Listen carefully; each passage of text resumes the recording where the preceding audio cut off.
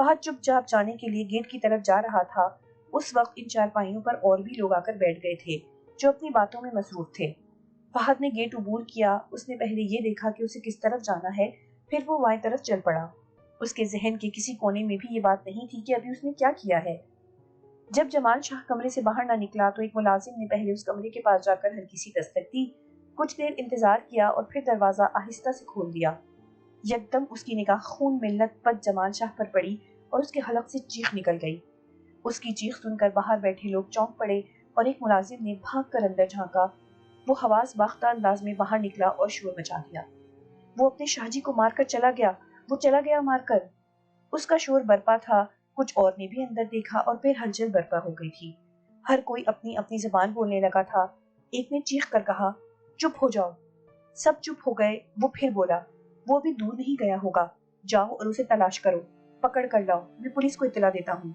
اس کی بات سنتے ہی ایک ساتھ کچھ لوگ اور ملازم باہر کی طرف بھاگے۔ کوئی دائیں طرف نکل گیا اور کوئی بائیں جانب۔ کسی نے سامنے کا رخ کر لیا تھا۔ آنن فانن گاؤں میں آگ کی طرح یہ خبر پھیل گئی کہ جمال شاہ کو بے رحمی سے مار کر کوئی فرار ہو گیا ہے۔ سب کا رخ اس کے گھر کی طرف ہو گیا تھا۔ ایک کوہرام برپا ہو گیا تھا۔ گاؤں میں خوف اور دہشت کے سائے پھیلنے لگے تھے۔ فہد اس سے بے خبر کہ اس کے عقب میں کیا ہو رہا ہے، بس کے انتظار میں کھڑا تھا۔ کچھ دیر کے بعد سواریوں سے اونڈی ہوئی بس آ کر رکی۔ کچھ سواریاں نیچے اتر گئیں اور سوار ہونے والوں میں فہد بھی تھا۔ بس آگے چلی گئی۔ اس کی تلاش میں لوگ اس جگہ تک پہنچ گئے تھے، لیکن فہد کسی کو نظر نہ آیا تھا۔ وہ دائیں بائیں دیکھتے ہوئے ایک دوسرے کو کہہ رہے تھے کہ تم اس طرف چلے جاؤ اور تم اس طرف نکلو۔ بس پتہ نہیں کس جگہ رکی تو رات کا اندھیرا پوری طرح سے پھیل گیا تھا۔ فہد بغیر سوچے سمجھے بس سے باہر نکل آیا تھا۔ بس پھر آگے چلی گئی تھی۔ وہ کوئی ویران سی جگہ تھی۔ دور روشنیوں کے نقطے دکھائی دے رہے تھے جس سے یہ پتہ چلتا تھا کہ وہاں کوئی گاؤں ہے یا پھر کوئی قصبہ ہے۔ جو سواریاں اس جگہ اتری تھیں وہ بھی دائیں بائیں کہیں اندھیرے میں گم ہو گئی تھیں۔ فہد اکیلا ہی کھڑا رہ گیا تھا۔ کوئی بھی دور تک دکھائی نہیں دے رہا تھا۔ اس کا دماغ خالی تھا۔ وہ کبھی دائیں دیکھتا تو کبھی بائیں۔ کس طرف جانا ہے اسے کوئی پتہ نہ تھا۔ اچانک فہد کو کچھ ہی فاصلے پر ایک درخت کے نیچے ایک عجیب شکل و صورت والا آدمی کھڑا دکھائی دیا۔ اس نے اپنی شہادت کی انگلی سے اسے اپنے پاس بلایا۔ فہد اس کے پاس چلا گیا۔ اس آدمی نے کچھ کہے سنے بغیر اس کے کندھے سے بیگ اتارا اور پیچھے فصلوں کی طرف چلا گیا۔ وہاں گہرا اندھیرا تھا اور وہ اندھیرے میں کہیں گم ہو گیا۔ فہد کچھ دیر اس جگہ کھڑا رہا اور اس کے قدم خود ہی ایک طرف جاتے ہوئے راستے کی طرف اڑ گئے۔ شمیل بہت خوش تھا۔ وہ عجیب و غریب شکل صورت والا آدمی اس کے سامنے آلتی پالتی مارے بیٹھا ہوا تھا۔ اس کی گردن جھکی ہوئی تھی۔ وہ بیگ بھی زمین پر پڑا تھا جو فہد کے کندھے سے اس آدمی نے اتارا تھا۔ شمیل نے سلطان کو اشارہ کیا جو پاس ہی کھڑا تھا، یہ لے جاؤ اور سنبھال کر رکھنا۔ سلطان نے وہ بیگ اٹھایا اور باہر نکل گیا۔ پھر شمیل نے اس عجیب شکل و صورت والے آدمی سے کہا، تم بھی جاؤ۔ وہ آدمی اپنی جگہ براجمان رہا اور پھر تحلیل ہو گیا۔ شمیل کے کمرے میں خاموشی چھا گئی تھی۔ یکدم ایک دھماکے سے کمرے کا دروازہ کھلا اور ایک دہشت ناک صورت والی عورت اندر آئی اور اسی جگہ رک گئی۔ شمیل نے اس کی طرف دیکھا اور مسکرا کر کہا، آؤ آؤ، میں تجھے رمشا ہی کہوں گا، اچھا نام دیا تھا تجھے رونن نے۔ وہ ہنسی، اس کے ہنسنے میں خوف تھا۔ وہ بولی، تیرا پیغام ملا تھا، تجھے تلاش کرنا بہت مشکل ہے، ایک پل یہاں ہے تو دوسرے پل وہاں، میں تم سے دوستی کرنا چاہتا ہوں۔ شمیل نے کہا، نورنگ کا دشمن میرا دوست ہے۔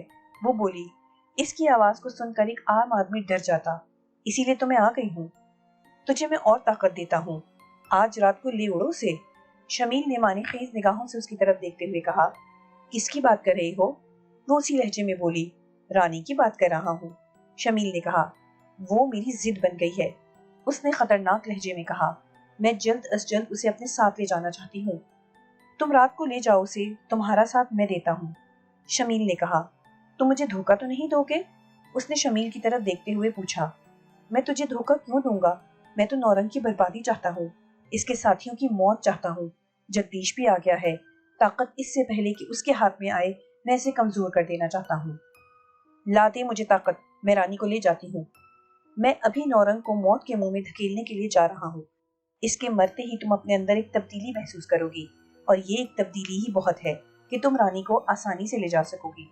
شمیل نے پھنکارتے ہوئے کہا، مار دو اسے، مجھے بھی اس کے ساتھ بہت سے حساب کرنے ہیں۔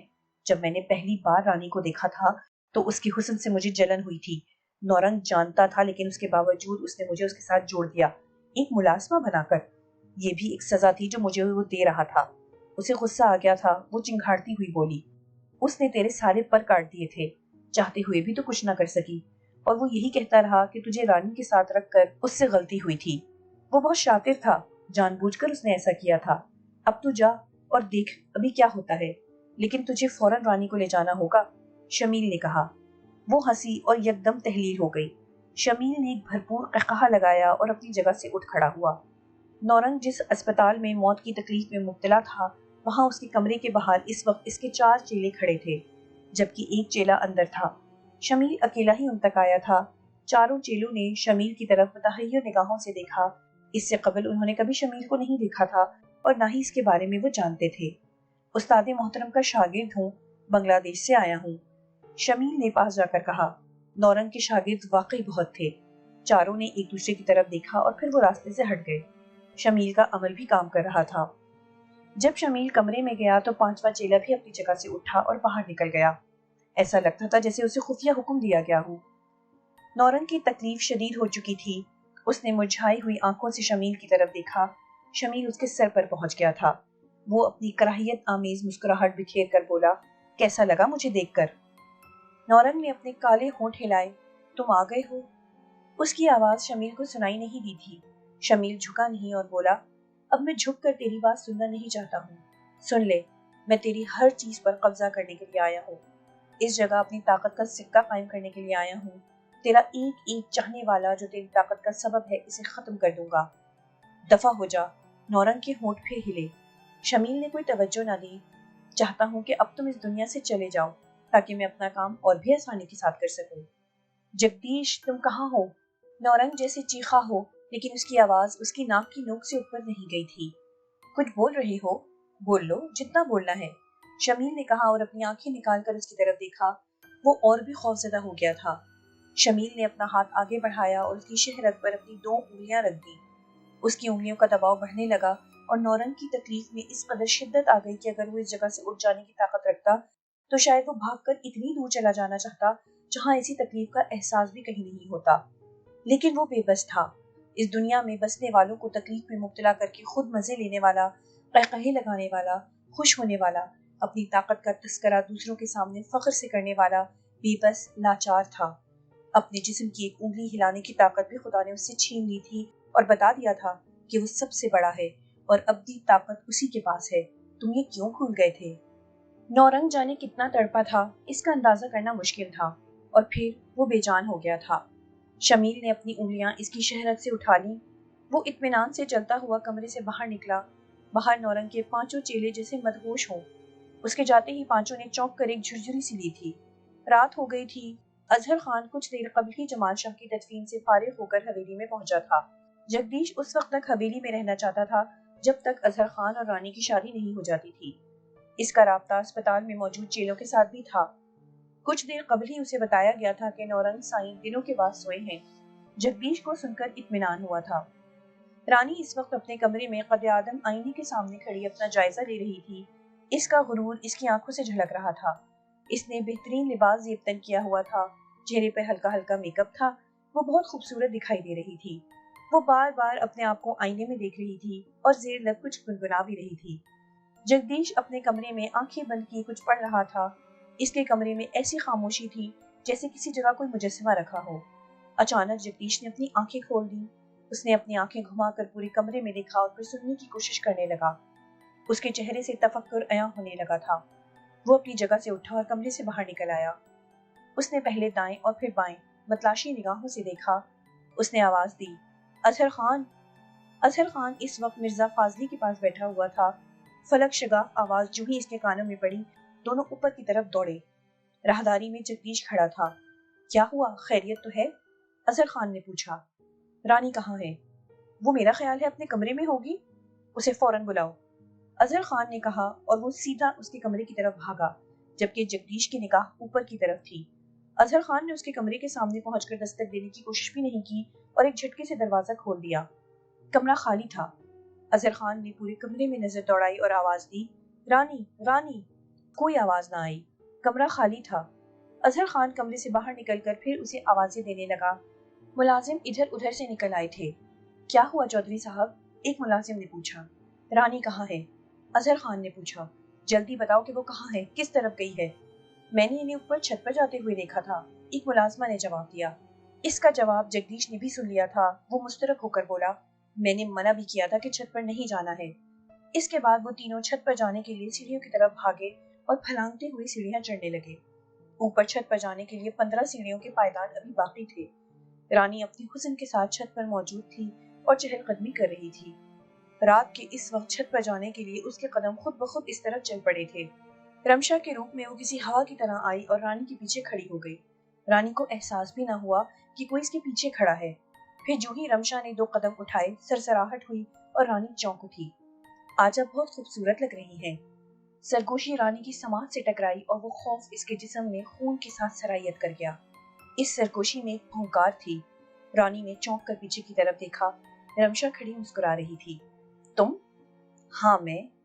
रानी कुछ और भी कहना चाहती थी कि रमशा ने रानी को अपनी दोनों बाहों में लेकर अपने सीने से लगा लिया और यकदम रानी को महसूस हुआ कि वो उड़ने लगी है। ठीक उसी वक्त वो तीनों आखिरी पायदान चढ़कर ऊपर आ गए थे। जगदीश ने मुस्तरबाना अंदाज में उस जानिब देखा। उसकी निगाहें एक जगह रुक गई थी और वो मुस्तरब हो गया था। वो रानी को ले जा रही है। क्या? अजहर खान के मुंह से मारे हैरत के निकला। रमशा तेजी से उसे उड़ाए ले जा रही थी। पटरी पर मालगाड़ी जा रही थी। उसके 3 डब्बे ट्रॉली नुमा थे। जिस वक्त नीचे मालगाड़ी गुजर रही थी, इससे 5 फीट ऊपर रमशा रानी को पकड़े जा रही थी कि जगदीश ने अपने हाथ को यूं किया जैसे उसने कोई चीज पकड़ी हुई है और रमशा की तरफ फेंकी। एक आग का शोला उड़ता हुआ रमशा की तरफ बढ़ा जो सीधा इसकी टांग पर जा लगा। इसके मुंह से चीख निकली और तकलीफ में रानी उसके हाथों से छूट गई जो सीधी इस खुले डब्बे में जा गिरी। फासला ज्यादा नहीं था, इसलिए रानी को गिरने से कोई शदीद चोट नहीं लगी। अलबत्ता इसका सर एक जगह टकराया और वो उसी वक्त बेहोश हो गई थी। मालगाड़ी अपनी रफ्तार में गुजर गई और रमशा जमीन पर गिरी और एक कलाबाजी खाई। एक और आग का शोला आया जिससे कुछ ही फासले पर जा गिरा। रानी चीखी। वो आग से डर गई थी। एक टांग उसकी झुलस गई थी। वो अपनी जगह से उठी और लंगड़ा कर भागने लगी। उसके आगे पीछे शोले बरसने लगे। वो इनसे बचती कभी दाएं और कभी बाएं हो रही थी। इसकी शक्ल तब्दील हो रही थी। वो हैबतनाक औरत बन गई थी जिसकी एक टांग झुलसी हुई थी। वो तकलीफ में भी थी। वो भागते हुए बार बार गिर भी रही थी। फिर वो तेजी से भागी। जगदीश के हमले जारी थे। वो भागती रही। रमशा उस वक्त मालगाड़ी के पीछे थी जो शदीद तकलीफ में थी, लेकिन वो भाग रही थी। वो रानी को छोड़ना नहीं चाहती थी। आखिरकार उसने मालगाड़ी के एक डब्बे को पकड़ ही लिया। जगदीश ने अपने हमले रोक कर दूर तक देखा। उसके होंठ भी हिल रहे थे। वो भाग गई है तो उसे ये पता चल गया था, लेकिन रानी कहाँ है इसका इसे पता नहीं चल रहा था। इसने दूर तक अपनी निगाहें दौड़ाई, अपनी तेज आवाज में हुक्म दिया, इसे तलाश करो। और फिर वो मुस्तरिबाना अंदाज में अपनी नजरें दौड़ाने लगा। अजहर खान और मिर्जा फाजली हैरतनाक तरीके से बस देख ही रहे थे। जगदीश उस वक्त कमरे में था और वो बेचैन और बेकरार था। अजहर खान ने कई बार उसका चेहरा देखा था और चाहने के बावजूद ये नहीं पूछ सका था कि क्या हुआ है और रानी कहाँ है। जगदीश परेशान था। जिसको उसने रानी का पता करने के लिए भेजा था, उसने आकर इत्तला दी थी कि रानी का कुछ पता नहीं चल रहा है कि वो किस तरफ गई है। जगदीश समझ गया था कि रानी के पीछे कोई ऐसी ताकत है जिसने ये पता चलाने ही नहीं दिया कि वो कहाँ है और किस तरफ गई है। जगदीश के लिए ये भी हैरत का बाइस था कि नौरंग ने एक ऐसा रानी के गिर्द हाला बनाया था कि वो इसके हिसार से बाहर नहीं निकल सकती थी। फिर क्या नौरंग का वो हिसार टूट गया है? लेकिन कैसे टूट गया है? मैं कुछ पूछना चाहता हूँ। आखिर अपनी बेचैनी के हाथों मजबूर होकर अजहर खान ने हिम्मत करके पूछा। हाँ पूछो। खैरियत तो है ना? मुझे बेचैनी हो रही है। मैं रानी के बारे में जानना चाहता हूँ। खैरियत नहीं है। क्या हुआ है? रानी का पता नहीं चल रहा है कि उसने कहाँ छोड़ दिया, जबकि वो अकेली ही भागी है। समझ में नहीं आ रहा कि फिर रानी कहाँ चली गई है। जगदीश सोचते हुए बोला, रानी का पता नहीं चल रहा? हाँ। जगदीश ने हौले से अपनी गर्दन हिलाते हुए कहा। वो किसी गहरी सोच में मुस्तगरक हो गया था, जबकि अजहर खान ये सुनते ही फिक्रमंद हो गया था। वो और भी सवाल पूछना चाहता था। जगदीश को जोर देकर कहना चाहता था कि वो रानी का पता चलाए, लेकिन वो चुप महज उसकी तरफ देखता रहा। वो बेचैन हो गया था। अचानक जगदीश चौंका। वो बड़बड़ाया, नौरंग साई ने जो नजर रानी पर रखी थी वो अचानक कैसे उससे हट गई? वो सोचने लगा और फिर यकदम अपनी जगह से उठ खड़ा हुआ। इसके साथ अजहर खान और मिर्जा फाजली भी खड़े हो गए थे। मुझे कुछ गड़बड़ लग रही है, जगदीश ने कहा। कैसी गड़बड़। एक लम्हे के लिए जगदीश ने सोचा और फिर कहा, मेरे साथ आओ। वो तीनों कमरे से बाहर निकल गए। जगदीश ने चलते हुए अजहर खान को हुक्म दिया कि वो गाड़ी निकाले। मिर्जा फाजली सुनते ही ड्राइवर की तरफ भागा और ड्राइवर ने पजेरो उनके सामने खड़ी कर दी। वो सब इसमें सवार हो गए। जगदीश ने मुस्तरिबाना अंदाज में अस्पताल चलने के लिए कहा। जब वो अस्पताल के उस कमरे में पहुंचे जहां नौरंग बिस्तर पर पड़ा हुआ था, तो 4 चेले मुस्ताद बाहर खड़े थे, जो जगदीश को देखते ही सीधे हो गए। 5वां चेला किसी काम से अभी कहीं गया हुआ था। यहाँ कोई आया था? जगदीश ने फिक्रमंद लहजे में पूछा। हाँ, उनका एक शागिर्द बांग्लादेश से आया था, एक ने जवाब दिया। बांग्लादेश से? जगदीश ने दोहराया और अंदर चला गया। जो ही इसकी निगाह नौरंग के चेहरे पर पड़ी, उसके कदम उसी जगह रुक गए। अजहर खान और मिर्जा फाजली एक ही बार नौरंग का चेहरा देख सके थे। वो डर गए थे और उन्होंने अपने चेहरे फेर लिए थे। नौरंग के पूरे जिस्म पर गर्दन तक चादर थी, जबकि सिर्फ उसका चेहरा दिखाई दे रहा था। उसकी आंखें खुली हुई थीं और चेहरा ऐसा स्याह था कि देखकर लगता था जैसे किसी ने कोयले को तराश कर नौरंग का मुजस्मा बनाया है। नौरंग साईं, हम में नहीं रहे। जगदीश ने अपने होंठ हिलाए। अजहर खान ने सुना तो उसका चेहरा देखने लगा। कुछ देर के बाद खोए खोए अंदाज में वो फिर बोला, इसीलिए रानी पर नजर नहीं रही। जगदीश ये कहकर चुप हो गया, जबकि अजहर खान हैरान परेशान ये सोच रहा था कि अब क्या होगा। रात अपना सफर चांद की संगत में जारी रखे हुए थी। मालगाड़ी इस जगह से कोई 50 किलोमीटर का सफर तय करके रुक गई थी। इसकी वजह उसके इंजन की खराबी थी। 2 घंटे इंजन का नुक्स तलाश करने और उसे ठीक करने में लग गए थे, लेकिन ना तो इंजन में कोई नक्स दिखाई दिया और ना ही वो ठीक कर पाए। रानी उस खुले डब्बे में बेनियाज बेहोश पड़ी हुई थी। लगता था जैसे वो कोई बहुत ही गहरी नींद सो रही है। दिन का आगाज हो चुका था और अभी रोशन किरणों ने अंधेरे का सीना चाक नहीं किया था कि मालगाड़ी का इंजन जाग पड़ा। सबको इस पर हैरत हुई और मालगाड़ी आगे चल पड़ी।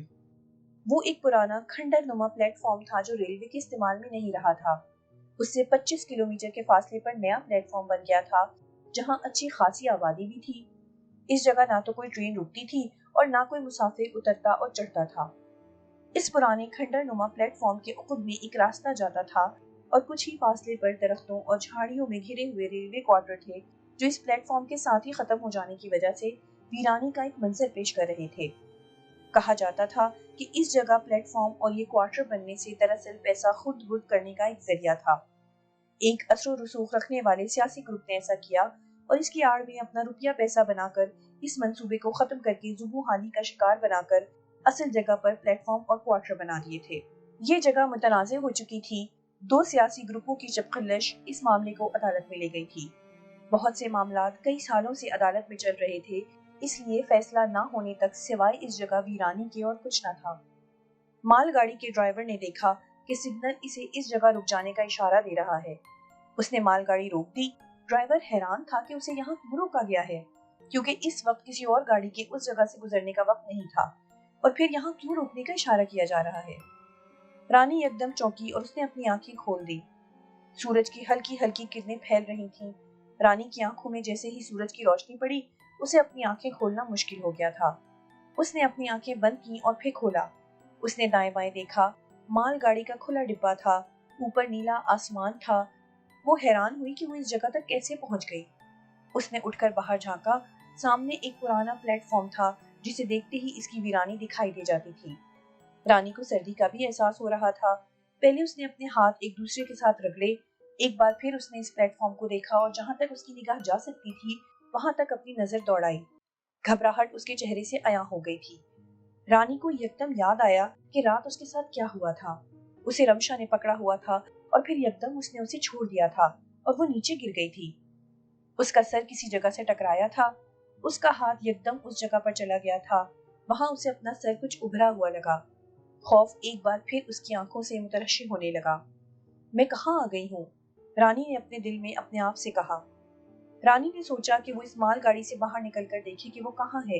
ये गाड़ी जाने कहाँ जा रही है, कब की खड़ी है और कब तक खड़ी रहेगी। रानी ने उठकर बाहर देखा और वो इस डब्बे से बाहर निकल आई। जो ही इसके पैर इस प्लेटफॉर्म पर पड़े, ड्राइवर ने देखा कि उसे जाने का इशारा मिल गया है। उसने मालगाड़ी आगे बढ़ाना शुरू कर दी। रानी ने यकदम चलती हुई मालगाड़ी की तरफ देखा और सोचा कि वो इस वीरान जगह पर क्यों रुक गई है। उसे इस मालगाड़ी में फिर से सवार हो जाना चाहिए। मुमकिन है कि आगे कोई आबादी हो। वो रफ्तार पकड़ती मालगाड़ी की तरफ लपकी। अचानक किसी ने पीछे से उसका हाथ पकड़ लिया। रानी ने चौंक कर अपनी गर्दन पीछे की तरफ मोड़ी और देखा कि कौन है जिसने अचानक उसका हाथ पकड़ लिया है, जबकि उसके पास तो कोई भी न था।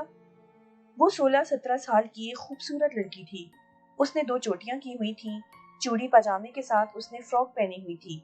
उसके चेहरे पर मुतासिर कुन मासूमियत थी। वो अपने चेहरे पर हल्की मुस्कुराहट सजाए रानी की तरफ देख रही थी और रानी की मुतहय्यर निगाहें उसके चेहरे पर जमी हुई थीं। वो सोच रही थी कि अभी जब उसने देखा था तो कोई भी न था और अचानक ये लड़की कहाँ से आ गई। मालगाड़ी अपना शोर बर्पा करती हुई इस प्लेटफॉर्म से बहुत दूर चली गई थी। तुम कौन हो? रानी ने पूछा। उसकी आवाज में हैरत भी थी। भाग कर आई हूँ, वरना जिस तरह से तुम मालगाड़ी पर चढ़ने वाली थी तुम गिर भी सकती थी, इसलिए तुम्हें मैंने पकड़ लिया। वो तेज लहजे में बेतकल्लुफी से बोली। तुम यहाँ क्या कर रही हो? रानी ने उसकी तरफ देखा और फिर अपनी गर्दन घुमाकर दूर तक देखा। कोई जीरू कहीं दिखाई नहीं दे रहा था। दूर तक दरख्त, फसलें, पौधे और बूटे थे। करीब दूर कहीं कोई आबादी और गांव भी दिखाई नहीं दे रहा था। जब तुम मालगाड़ी के डब्बे में बैठी बाहर जा रही थी तो क्या तुमने मुझे देखा था? उसने पूछा। नहीं, तुम तो मुझे नजर नहीं आई थी, रानी ने कहा। लेकिन मैंने तुम्हें देखा था। मैं वहां थी, उस दरख्त के पीछे। आती जाती ट्रेन को देखना मुझे अच्छा लगता है। ट्रेन में मुसाफिर बैठे हों तो मुझे और भी अच्छा लगता है। मैं हाथ हिलाकर सबको अपनी तरफ मुतवज्जे करती हूँ, उसने उसी लहजे में कहा। रानी ने मालगाड़ी की तरफ देखा जो निगाहों से ओझल हो गई थी। तुम मुझे जाने देती उस मालगाड़ी में? वो बोली। हाँ, इस मालगाड़ी का ट्रैक आगे से बदल जाएगा और ये सीधी कोयले के कानों की तरफ निकल जाएगी, उसने बताया। कोयले के काने? मैं इस वक्त कहाँ हूँ? रानी ने हैरत से पूछा। तुम यहाँ कहीं रहती हो? हाँ, उधर हमारा घर है, उसने एक तरफ इशारा किया। तुम कहाँ से आ रही हो और इस मालगाड़ी में? रानी सोचने लगी कि वो सवाल का क्या जवाब दे। वो अभी सोच ही रही थी कि वो लड़की फिर बोली। आओ मेरे साथ चलो। कहाँ? रानी ने पूछा। मेरे घर, तुम्हें बहुत मजा आएगा। मेरे घर में मेरी एक दादी अम्मा है, दादा जान है, अब्बू, अम्मी, एक बड़ा भाई, उसकी बीवी और एक उनसे छोटा भाई है। मैं सबसे छोटी हूँ। वो अपने घर वालों का तारुफ कराते हुए बोली। मेरे अब्बू और अम्मी के सिवा सब घर पर हैं। मेरे अब्बू और अम्मी शादी पर गए हैं। 10-15 दिनों के बाद उनकी वापसी होगी। फिलहाल अभी कोई ट्रेन यहाँ से नहीं गुजरेगी, इसलिए तुम्हारा यहाँ बैठना फजूल है। रानी को वो लड़की अच्छी भी लगी थी जो इससे मिलते ही बेतकल्लुफ सी हो गई थी। इसकी बातें ऐसी थी जैसे वो बहुत सालों से एक दूसरे को जानती हैं और एक अरसे बाद अचानक मिल गई हैं। और फिर इसका चेहरा ऐसा था कि खुद ब खुद इससे दोस्ती करने को दिल चाहता था। दिल इसकी तरफ रागिब हो रहा था। ये बात भी उसके जहन में थी कि उसे वापस उसी हवेली में जाना है जहाँ उसका सब कुछ है। पीछे क्या हालात होंगे। कोई ट्रेन नहीं आएगी? रानी ने पूछा। शाम तक कोई ट्रेन नहीं आएगी। वैसे तुम कहाँ से आई हो? उस लड़की ने कहकर पूछा। रानी ने बताने में कोई हर्ज ना जाना तो बोली। कायमपुर गांव से। ओह, वो इस जगह से कम से कम 150 किलोमीटर होगा, उसने बताया। क्या? मैं इतनी दूर आ गई हूँ? रानी के मुंह से निकला। हैरत उसके चेहरे से टपक रही थी। तो क्या तुम अपनी मर्जी से नहीं आई हो? लड़की ने फौरन सवाल किया और ज़ेर लब मुस्कुराई। रानी के लिए इस सवाल का जवाब देना भी मुश्किल था। वो बोली, दरअसल हम दुश्मनदार लोग हैं। शदीद हमले में मुझे भागना पड़ा। मैं वापस कायमपुर जाना चाहती हूँ। लड़की ने इसकी तरफ देखा और मुस्कुराकर मायनेखेज अंदाज में बोली। मुझे तो लगता है आप उड़ती हुई इस मालगाड़ी में सवार हो गई थी। लड़की की बात सुनकर रानी चौंकी। क्या मतलब? मालगाड़ी चलती हो तो रुकती नहीं है, और रुक जाए तो फिर चलना भूल जाती है। अगर आप दुश्मनों से भागी थी तो यकीनन ये मालगाड़ी चल ही रही होगी और आप इस पर सवार होकर उनसे बची होंगी, उसने कहा। खैर छोड़ें, आप मेरे साथ चलें, अभी कोई ट्रेन नहीं आएगी। मैं यहाँ इंतजार कर लेती हूँ, मुझे वापस जाना है। ये जंगल है, वीरान बयाबान है। यहाँ खामोशी ऐसी होती है कि पत्तों की सरसराहट से भी डर लगता है। लड़की ने उसकी तरफ देखते हुए मतानत से कहा। जब उसने सरसराहट कहा तो उसका लहजा बड़ा मायनेखेज हो गया था, जिसे रानी ने भी फौरन महसूस किया था। रानी इसकी तरफ देख रही थी और यकदम वो लड़की मुस्कुराई और बोली, क्या सरसराहट सुनते ही डर गई हो तुम? आ जाओ मेरे साथ, लड़की ने कहा और इस प्लेटफॉर्म के उक़ुब में जाते हुए रास्ते की तरफ चल पड़ी। रानी अपनी जगह खड़ी रही। उसकी समझ में नहीं आ रहा था कि वो क्या करे। वो वापस जाना चाहती थी। रमशा किसी भी रूप में उस जगह आ सकती थी। इस ख्याल के आते ही वो चौंकी और उस लड़की की तरफ देखते हुए सोचा, क्या ये रमशा ही तो नहीं है? रानी की निगाहें उसके पैरों की तरफ चली गईं। वो चल रही थी लेकिन कोई सरसराहट नहीं हो रही थी। वो गौर से सुनने की कोशिश करने लगी। कोई आवाज नहीं आ रही थी। अचानक वो लड़की रुकी और उसने घूम कर रानी की तरफ देखा और बोली, मेरा नाम सहर है। जितना वक्त तुम मेरे साथ रहोगी मुझे एक अच्छा दोस्त पाओगी। फिर उसने कुछ तवक्कुफ के बाद कहा, रानी, मैं वो नहीं हूँ। ये जुमला सुनते ही रानी की रूह जैसे कांप गई हो।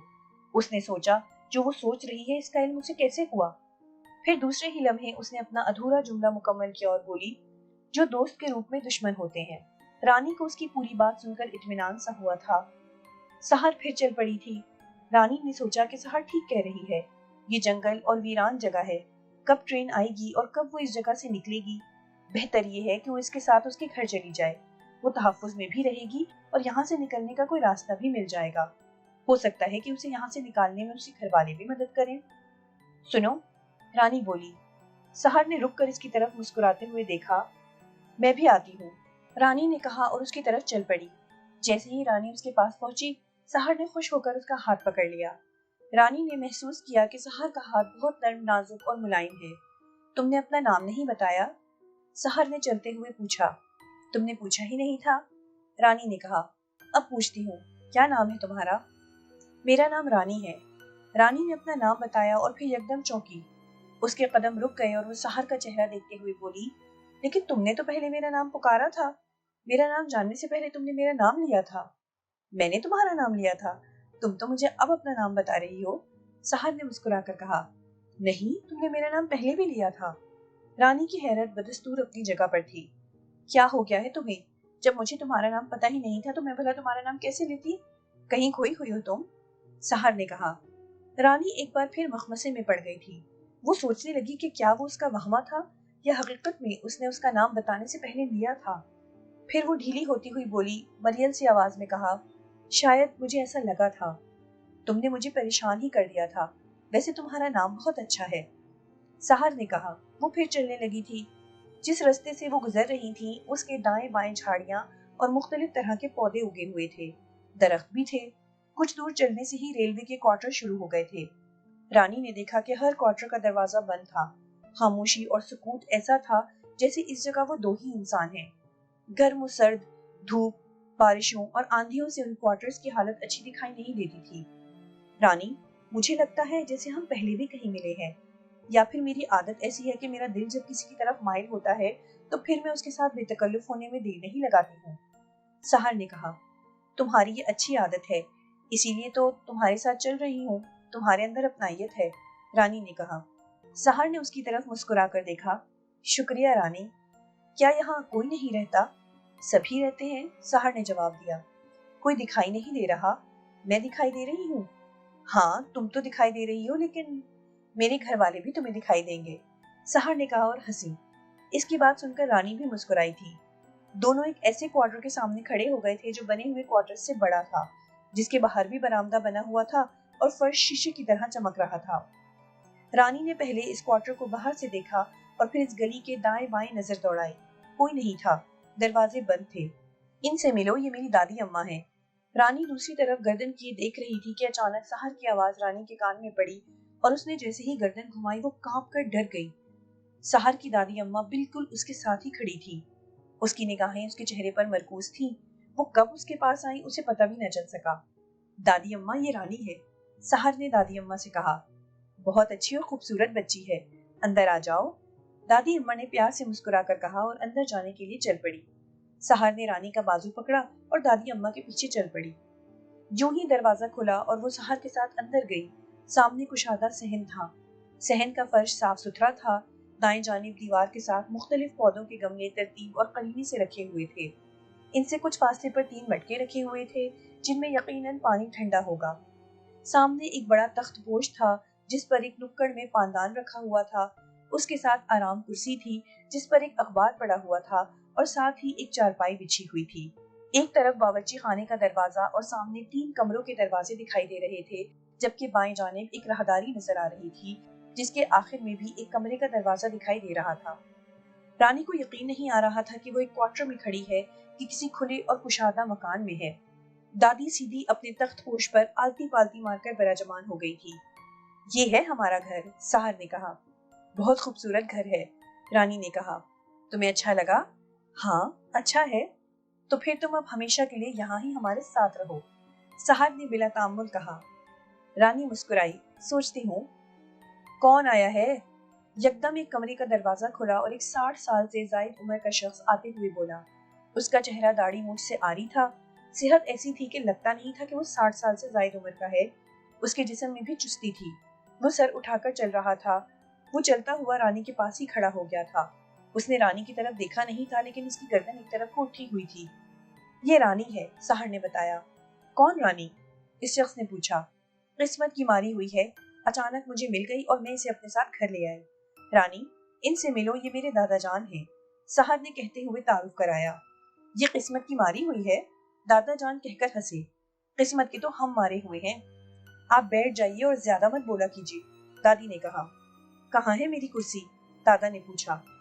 सहर ने आगे बढ़कर दादा जान का हाथ पकड़ा और पहले आराम कुर्सी पर पड़े अखबार को उठाया और फिर बिठा दिया। सहर ने वो अखबार दादा जान को दे दिया। दादा जान ने अखबार अपनी गोद में रख लिया और फिर वो रानी के कान में बोली, मेरे दादा अब्बा को दिखाई नहीं देता है। कौन बोला कि मुझे दिखाई नहीं देता है? दादा जान एकदम तेज लहजे में बोले। कोई नहीं बोला। पान बनाऊं आपके लिए? दादी अम्मा ने कहकर पूछा। मैंने पान छोड़ दिए हैं, दादा जान ने कहा। छोड़े इसलिए हैं कि तुम अच्छा पान नहीं बनाती हो। फिर कमरों के एक साथ दरवाजे खुले। एक कमरे से मियाँ बीवी बाहर निकले, जबकि दूसरे कमरे से एक नौजवान बाहर आया था। वो तीनों सहर की तरफ बढ़े। कौन आया है? नौजवान ने पूछा। ये रानी है, सहर ने रानी की तरफ इशारा करते हुए कहा। रानी आ गई? नौजवान ने खुश होकर पूछा। रानी, ये मेरा भाई इलियास है और ये मेरी भाभी शुमाइला और मेरे बड़े भाई यानी कि शुमाइला भाभी के शौहर इकबाल हैं। सहर ने जल्दी से तारुफ कराया। रानी ने सबकी तरफ मुस्कुराते हुए देखा और सलाम किया। शुमाइला ने आगे बढ़कर रानी का हाथ पकड़कर मुस्कुराते हुए कहा, तुम कितनी प्यारी हो, मुझे लगता है जैसे कोई गुड़िया है। गुड़िया ही तो है, अचानक दादा ने कहा। रानी ने चौंक कर इसकी तरफ देखा। दादा हंसा। बहू कह रही है तो फिर ये गुड़िया ही है। कहाँ से आई है? इकबाल ने पूछा। कायमपुर गांव है, वहां से। दुश्मनों का हमला हो गया था, इसलिए रानी को मजबूरन वहां से भागना पड़ा, साहर ने बताया।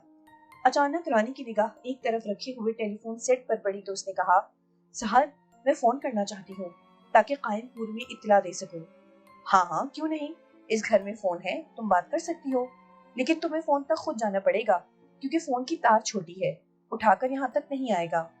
इलियास, तुझे कितनी बार कहा है कि लंबी तार लाकर इसे लगा दे, तू सुनता ही नहीं है। दादा ने अपने मखसूस तेज लहजे में कहा। वो जब भी बोलता था इसकी आवाज गूंजती थी। सुनता तो रोज हूँ पर अमल नहीं करता, इलियास ने कहा और हंसा। आप बहुत बोलने लगे हैं, दादी ने टोका। बोलता ही हूँ, सुनता कौन है मेरी? दादा ने कहा। जिस दिन कोई मेरी सुनने लगेगा मेरा बोलना भी कम हो जाएगा। आओ रानी, तुम फोन कर लो। सहर उसे फोन के पास ले गई और खुद वापस जाकर खड़ी हो गई। रानी ने अजहर का मोबाइल फोन मिलाया, बेल जाने लगी। कुछ देर के बाद अजहर खान की आवाज सुनाई दी। जी कौन? मैं बोल रही हूँ रानी, रानी ने खुश होकर कहा। रानी, तुम कहाँ हो इस वक्त? अजहर खान की पुरजोश आवाज आई। मैं?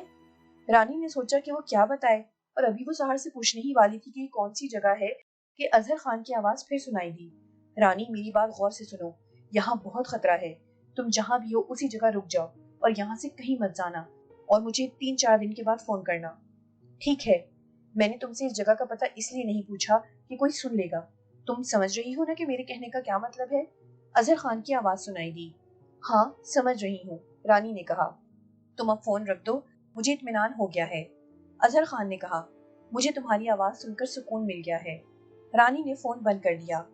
हो गई बात? सहर ने पूछा। हाँ, रानी ने खुश होकर कहा। वो बात करके मुतमईन हो गई थी और अब वो अपने आप को हल्का फुल्का महसूस कर रही थी। टेलीफोन की तार वाकई बहुत छोटी थी। वो दीवार के एक सुराख से बाहर की तरफ जाती थी। बाहर ही कुछ फासले पर टेलीफोन का खंबा था। उस टेलीफोन की तार का सिरा दीवार से निकलकर इस खंबे तक जाने की बजाय दीवार के बाहर ही लटक रहा था। रहदारी के सामने वाला कमरा सहर का था। रानी को वो अपने कमरे में ले गई थी। इस कमरे में कोई पलंग या चारपाई नहीं थी। जमीन पर हल्के नीले रंग का कालीन बिछा हुआ था, जिस पर एक बिस्तर लगा हुआ था। एक अलमारी थी जिस पर कुछ किताबें बड़ी तरतीब से रखी हुई थी। ये मेरा कमरा है, सहर ने बताया। बहुत अच्छा है, रानी ने जायजा लेते हुए कहा। अब तुम भी मेरे साथ ही यहाँ रहोगी। मैं यहाँ एक और बिस्तर लगा दूंगी। मुझे कुछ दिन यहाँ रुकना होगा। क्या है कि वो भी हालात अच्छे नहीं हुए हैं। रानी ने मौका देखते ही कह दिया। तुम्हें अब यहाँ से जाने कौन देगा? सहर ने मतानत से कहा और इससे पहले कि रानी का डर बढ़ता, सहर हंसी। तुम मेरी दोस्त हो गई हो, मुझे देखते ही अच्छी लगी थी। और फिर मालगाड़ी में से किसी लड़की का निकलना, जहन फौरन इस तरफ चला जाता है कि ये लड़की किसी और ही तरह से यहाँ पहुंची है। सच, तुम मुझे बहुत अच्छी लगी हो। तुम भी बहुत अच्छी हो, लगता नहीं कि हम पहली बार मिल रहे हैं, रानी ने कहा, और वो दुखी सी हो गई। उसे कायमपुर गांव याद आने लगा। इस रियासत की वो मालकिन बनने जा रही थी। उसकी शिद्दत उसे तड़पाने लगी। सब कुछ उसे मिलने वाला था। यकदम रमशा ने सब कुछ बदल दिया। रमशा का ख्याल आते ही वो कांप सी गई थी। किस कदर भयानक लम्हात थे वो जब रमशा उसे पकड़े कहीं ले जा रही थी। उसने सोचा कि जाने अब आगे क्या होगा। इसकी किस्मत इसे फिर से वहीं तक ले जाती है भी कि नहीं, जबकि उसने अपने ख्वाबों और ख्वाहिशात के पीछे अपने घर वाले तक छोड़ दिए थे। कहाँ खो गई हो? साहर ने यकदम उसे हिलाया। रानी चौंकी। मुझे अपना सब कुछ याद आने लगा है। उसकी आंखें भीग सी गईं। जो अपना है वो तो तुमने याद ही नहीं किया, साहर ने बिला तामुल उसकी तरफ देखते हुए कहा। रानी ने चौंक कर उसकी तरफ देखा। क्या मतलब? मेरा मतलब है कि तुम मुझे भुलाकर फिर से अपनी यादों में खो रही हो। आप अब मुझे याद रखें क्योंकि हम आपके पास हैं। रानी साहबा, साहर ने कहा। साहर के मुंह से रानी साहबा सुनकर वो इसका मुंह देखने लगी। जिस तरह उसे रमशा रानी साहबा कहती थी, इसके कहने में बहुत फर्क था, लेकिन ये सुनकर उसे रमशा याद आ गई थी। एक बात पूछूं? रानी ने कहा। हाँ पूछो। आप लोग कब से यहाँ रह रहे हैं? बहुत साल हो गए हैं, साहर ने जवाब दिया। इतनी दूर जहाँ जिंदगी के आसार दिखाई नहीं देते, तुम लोग जिंदा कैसे हो? रानी ने पूछा। हम जिंदा कब हैं? साहर ने फौरन जवाब दिया। उसका लहजा पुरस्कार था। तो क्या हो? रानी उसका मजाक समझकर मुस्कुराई। हम तो मजबूर यहाँ जिंदगी गुजार रहे हैं। मेरे दादा रेलवे में थे, अब्बा रेलवे में थे, दोनों भाई रेलवे में हैं। जहाँ हमें महकमा रखेगा हम वहाँ रहेंगे, साहर ने लापरवाही से कहा। वैसे हमें यहाँ रहने में मजा आता है। यह हमारी दुनिया है, सबसे अलग थलग। वैसे तुम अब आ गई हो, बहुत जल्द हम यहाँ से कहीं न कहीं और मुंतकिल हो जाएंगे। मेरे आने से आप लोग कहीं और कैसे मुंतकिल होंगे? रानी ने पूछा। इसी असना में दादी की तेज आवाज उसके कानों में पड़ी। वो उसे बुला रही थी। साहर ने कहा, एक तो दादी भी बस, मैं अभी आती हूँ। साहर उठी और बाहर निकल गई। दादा अपनी आराम कुर्सी पर बैठा झूल रहा था। इसकी गोद में अखबार था। दादी तख्त पोश पर विराजमान थी, जबकि इकबाल और शुमाइला इनके पास चारपाई पर बैठे हुए थे। इनसे कुछ ही फासले पर अपने सीने पर दोनों हाथ बांधे दीवार से टेक लगाए इलियास खड़ा था। वो सोचों में गुम था। बहुत बोलने लगी है तू। जो ही साहर वहां आई, दादी उसे देखते ही बोली। बोलने से पहले कुछ सोच लिया था? क्या कहना है और क्या नहीं कहना तुझे अभी इसका इल्म नहीं है। मैंने क्या किया है दादी? साहर ने मुंह बनाकर कहा। अभी तुमने कुछ कहा ही नहीं है। दादी ने अपनी आंखें दिखाई। आपको लगता है, लेकिन मैं जानती हूँ कि मैं क्या कहती हूँ, साहर ने कहा। बस करो ये बहस, बहस से मुझे चिढ़ होती है, इलियास ने उसी अंदाज में खड़े खड़े कहा। इसीलिए तो ये वकील नहीं बना था, इकबाल ने हंसकर कहा। Ilyas Chaudhary, BA LLB। इलियास मुस्कुराकर खोए हुए अंदाज में बोला। मेरे नेम प्लेट पर लिखा होता तो कितना अच्छा लगता। यकदम उसके चेहरे पर तगय्युर आ गया और उसने अपनी जगह से कदम उठाते हुए इकबाल की तरफ देखते हुए कहा, लेकिन तुम दोनों ने मेरा मुस्तकबिल खराब कर दिया। हमने या उस लड़की ने जिसको तुम चाहते थे? इकबाल फिर मुस्कुराया। उस पे ये इल्जाम नहीं लगाएगा, शुमाइला बोली। चुप कर जाओ, मैं कई बार कह चुका हूँ कि मुझे उस गुजरी हुई बात का जिक्र पसंद नहीं है, दादा ने जल्दी से कहा। गुजरी हुई बात? इलियास फौरन दादा की तरफ बढ़ा और बोला, आपको क्या क्या गुजरा हुआ पसंद नहीं है? इलियास की निगाहें दादा के चेहरे की तरफ थी। दादा ने जैसे अंधेरे में देखने की कोशिश की हो, फिर उसने अपने गोद में रखे हुए अखबार को अपने सीने से लगा लिया और मुंह दूसरी तरफ कर लिया। यकदम खामोशी छा गई थी। साहर फिर अपने कमरे की तरफ चली गई थी, जबकि वो चारों उसी जगह मौजूद थे। रात के खाने में फल थे। साहर ने बताया था कि गैस सिलेंडर खाली होने की वजह से वो खाना तैयार नहीं कर सके थे। रानी का दिल वैसे भी कुछ खाने को नहीं चाह रहा था। उसने एक सेब उठा लिया था। रानी का दिल चाहा कि वो एक बार फिर अजहर खान को फोन करके हालात से आगाही भी हासिल करे और उससे इस्तदा करे कि वो उसे जल्द अज जल्द ले जाए। कभी कभी उसे यहाँ अजीब लगने लगता था। इस वक्त सहन में सिर्फ वो दोनों ही थीं। सब अपने अपने कमरे में चले गए थे। दादा की आराम कुर्सी पर वो अखबार पड़ा हुआ था। रानी ने इस अखबार की तरफ देखा और साहर से बोली, साहर, एक बार फिर फोन कर लूं? किसे? साहर उसकी तरफ देखते हुए शरारत से मुस्कुराई। अपने गाँव? रानी ने कहा। हाँ कर लो, साहर ने कहा और इत्मीनान से केला खाने लगी। रानी अपनी जगह से उठी और रिसीवर उठा लिया। टेलीफोन में करंट नहीं था। रानी ने 2-3 बार पेडल दबाया, लेकिन कोई आवाज ना आई। डेड है, रानी बोली। किसके बारे में कह रही हो? फोन के बारे में? हमें लगा तुम हमारे बारे में कह रही हो, सहर ने कहा। रानी फिर फोन को चेक करने लगी थी। उसे कई बार ऐसा लगा था कि सहर की बातें अजीब होती हैं। इसकी बात का एक मतलब नहीं होता है। फोन में कोई करंट नहीं आ रहा था। उसने रिसीवर रखा और फिर सहर के पास आ गई। सहर के हाथ में अंगूर का एक खोशा था जिसका वो दाना दाना खा रही थी। मैं कमरे में जा रही हूँ, रानी ने कहा। नींद आ रही है? सहर ने पूछा। नहीं। तो बैठ जाओ, सहर बोली। नहीं, मैं अंदर जा रही हूँ, मुझे सर्दी लग रही है, रानी ने कहा और जाने के लिए कमरे की तरफ चल पड़ी। अचानक इसके कदम रुक गए। उसने हैरत से घूमकर सहर की तरफ देखा और तेजी से उसकी तरफ बढ़ी और उसे देखने लगी। क्या है? अभी तेरे हाथ में मैंने अंगूर देखे थे, रानी ने मुतहय्यर आवाज में उसकी तरफ देखते हुए पूछा। अंगूर? सहर ने इसकी तरफ देखा और कहा, हाँ। रानी की मतलाशी निगाहें इसके हाथ में और पास पड़ी प्लेट में अंगूर देखने लगी थीं, लेकिन वहां अंगूर नहीं थे। लेकिन उसने खुद अपनी आंखों से देखा था कि इस मौसम में वो अंगूर खा रही है, जबकि ये अंगूर का मौसम नहीं था।